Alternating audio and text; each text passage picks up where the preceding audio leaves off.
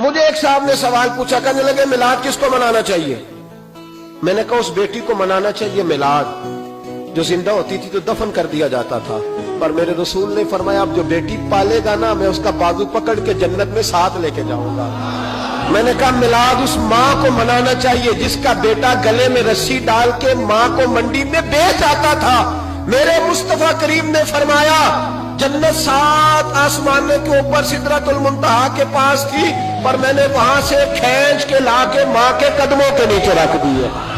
میلاد اس باپ کو منانا چاہیے جس کی اولاد ڈنڈوں سے مارتی تھی، پر رسول کریم علیہ السلام نے فرمایا سن لو سن لو سن لو،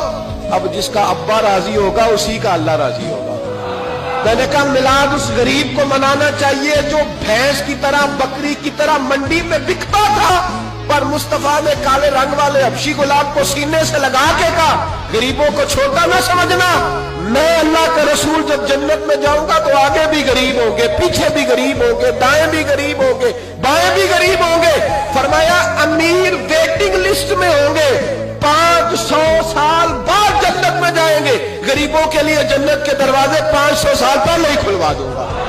اسے منانا چاہیے، میلاد منانا چاہیے۔ اور میں نے کہا مولوی سن، تجھے پوچھتا کوئی نہ، تیرا ذکر کوئی نہ کرتا، لیکن تو ممبر پہ بیٹھا ہے، تو محمد عربی کے نام کا کھا رہا ہے، تو علی کے نام کا کھا رہا ہے، تو عمر عثمان اور ابو بکر کے نام کا کھا رہا ہے، تو حسنین کا صدقہ کھا رہا ہے۔ تجھے نہ تیری کبھی کسی نے برادری پوچھی، نہ کبھی تیرا کسی نے ایڈریس پوچھا، نہ کبھی کسی نے تیری سند پوچھی۔ لوگ تیرے نعرے لگاتے ہیں، لوگ تیرے ہاتھ چومتے ہیں، پھر مان جا کہ تجھے صبح بھی میلاد منانا ہے، شام بھی میلاد منانا ہے، اور تجھے یہ کہنا چاہیے خس خس جنہ قدر نہیں میرا ایتے صاحب نو وڈیائیاں، میں گلیاں دا روڑا کوڑا،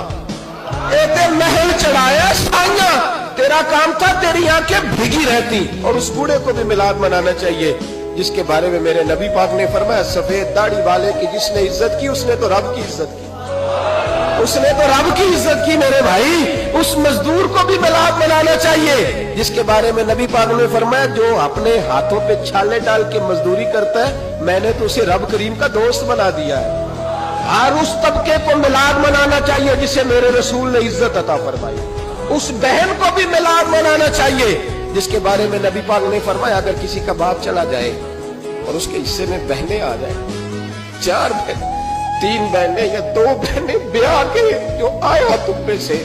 میرے محبوب نے فرمایا میری انگلیاں جڑی ہوئی ہیں نا،